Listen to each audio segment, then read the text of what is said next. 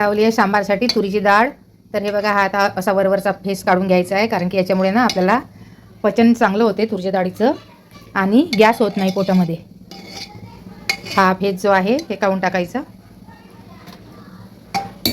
तर आता याच्यामध्ये आपण हळद आणि तेल घालूया.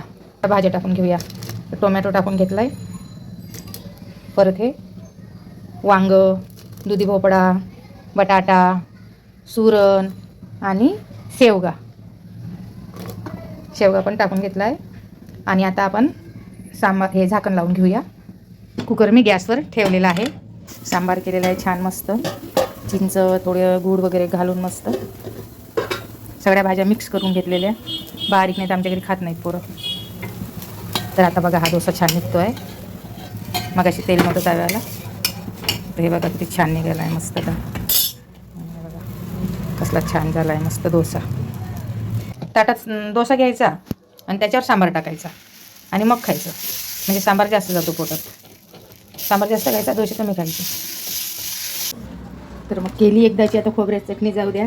हे बघा मस्त ओलं खोबरं, लसण आणि थोडं जिरा पावडर घातलं, चिंच घातली आणि गूळ घातला आणि हा पुदिना घातला आणि मीठ आपण वरून घालणार.